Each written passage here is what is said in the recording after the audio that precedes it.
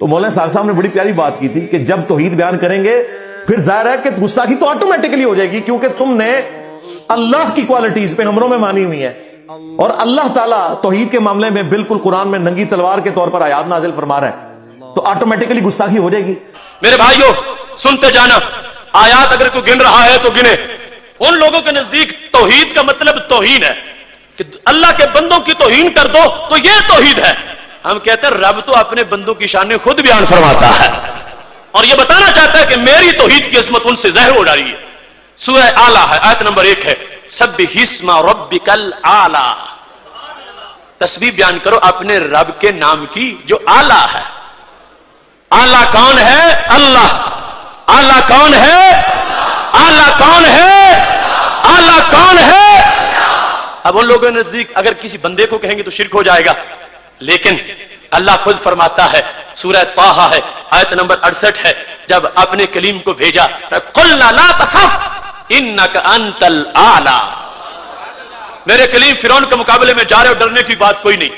إِنَّكَ أَنْتَ الْأَعْلَىٰ، إِنَّكَ أَنْتَ إِنَّكَ أَنْتَ إِنَّكَ أَنْتَ جو خود اعلیٰ ہے وہ کہہ رہے ہیں میرے بندے تم بھی اعلیٰ ہو۔ اور یہ بات یاد رکھیں، یہ معمولی نہیں ہے کہ تم کہو کہ یہ تو پھر ہر ایک کے لیے ہے، نہیں نہیں، ہر ایک کے لیے نہیں ہے۔ کیا شان ہے! ایک اور نے بھی کہا تھا میں اعلیٰ ہوں، اللہ نے فرمایا تو بالکل جھوٹا ہے۔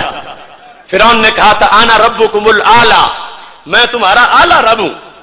دشمن نے کہا اعلیٰ تو جھوٹا، دوست کو رب نے خود اعلیٰ کہا اور واضح کیا میرے محبوبوں کو بتوں والی پارٹی میں دھکیل کے مت کرو، ان کو جو طاغوت ہیں ان کو میں نے شانیں نہیں دی، اپنوں کو میں نے اپنے نام عطا فرمائے ہیں۔ میرے بھائیوں سنتے جانا، آیات اگر تو گن رہا ہے تو گنے۔ اب دیکھ لو قرآن جہاں سے شروع ہوتا ہے وہاں یہ سبق پڑھا دیا ہے۔ پہلی آیت میں سورہ فاتحہ میں الحمدللہ رب العالمین، ہر حمد کس کے لیے ہے؟ ہر حمد کس کے لیے ہے؟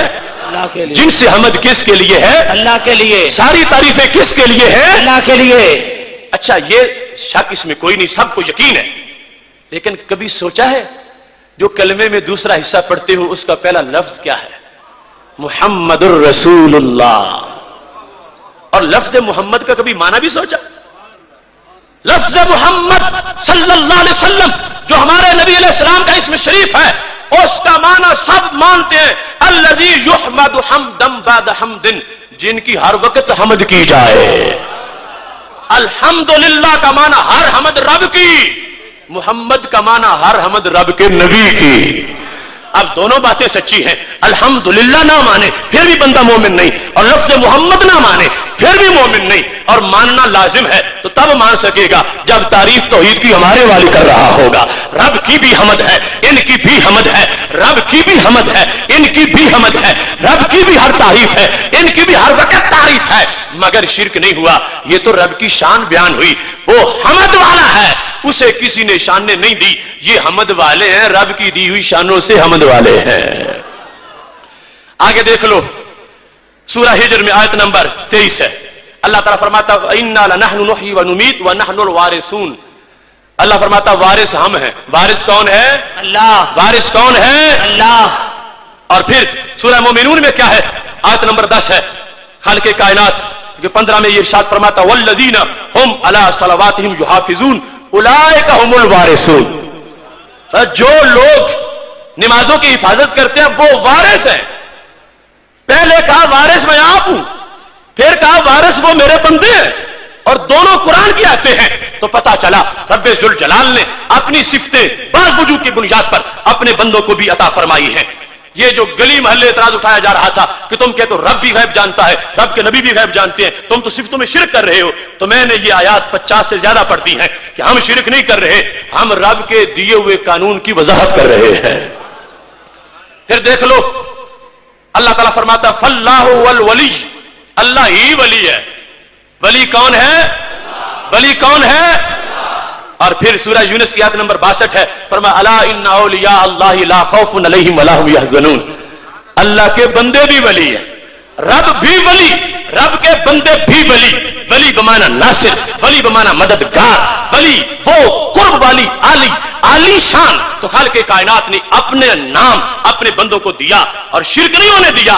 ये बता दिया मैं भी वली हूं, वो भी वली है, मुझे किसी के इज़्न की जरूरत नहीं, हर जरूरत से पाक हूं, और वो मेरे हुक्म के बंदे हैं, मेरे इज़्न से सब कुछ करने वाले हैं। सूरह अंबिया आयत नंबर 94 अल्लाह ताला फरमाता फला कुफरान अल साई व इन्ना लहू कातिबून। अल्लाह फरमाता कातिब हम हैं। कातिब कौन है? कातिब कौन है?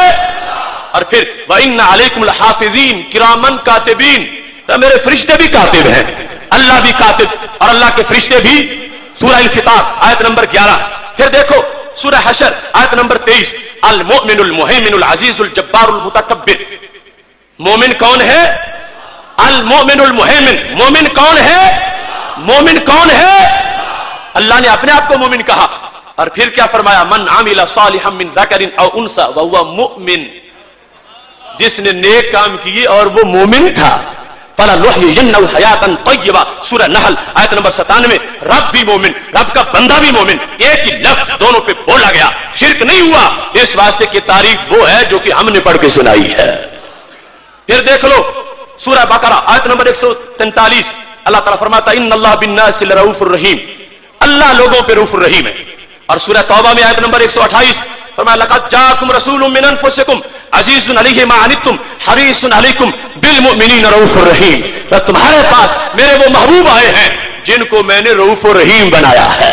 रब भी रऊफुर रहीम, रब के नबी अलैहिस्सलाम भी रऊफुर रहीम, लेकिन शिरक नहीं हुआ इस वास्ते कि वो खुद रऊफ है, किसी से लेके किसी पे मेहरबानी नहीं करता।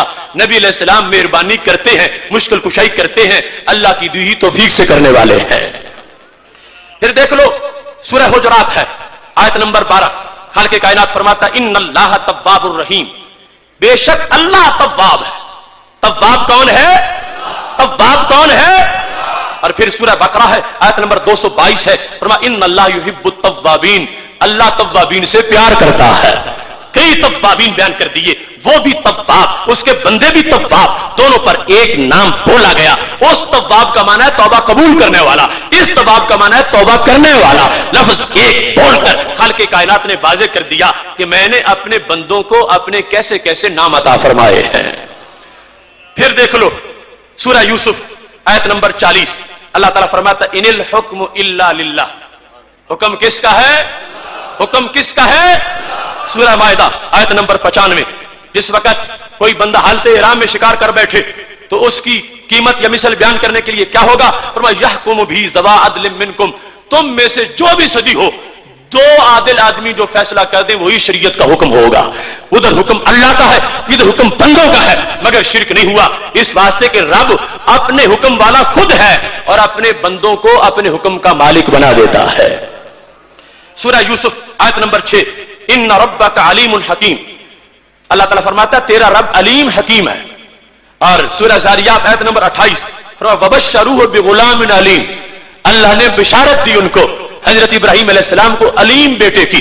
अब अलीम बंदे पे भी बोला गया, अलीम अल्लाह की जात पे भी बोला गया।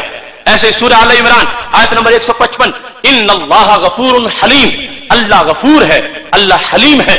और फिर सूरह तौबा आयत नंबर 144 इन्ना इब्राहीमा लअव्वाहुन हलीम, अल्लाह फरमाता मेरे इब्राहीम भी हलीम है। अब देख लो ये मैंने एक मुख्तसर सा आपके सामने मजमून इसका बयान कर दिया और अभी इसकी वजाहत आगे करने से पहले मैं इस मौजू को थोड़ा सा समेटता हूं कि ये आयात कुरान है मैंने जो आपके सामने पढ़ी, इनमें रब्बे जुल जलाल ने अपनी शानें भी बयान कर दी, अपने बंदों की भी, और वो शानें जिन पर आज इख्तिलाफ किया जा रहा है, मुर्दे को जिंदा करना, शिफा देना, मुश्किल कुशाई करना, हाजत रवाई करना, ये रब ने शानें अपनी भी बयान की, अपने बंदों की भी बयान की। अगर मददगार होना, इलाह होना होता तो हर किस खाल के कायनात जल्ला जलालहू किसी का एक नमा के लिए भी उसको ये शान ना अता करता। अल्लाह ने शान अता करके ये वाज़ेह किया उलूहियत का मतलब वाजिबुल वजूद और मुस्तहिक इबादत होना है। ये मुश्किल कुशाई ऐसी चीज है जो रब खुद अपनी जात के लिहाज से वो मुस्तकिल बिजात होकर करता है और उसके बंदे उसकी दी हुई तौफीक से करके दिखा देते हैं।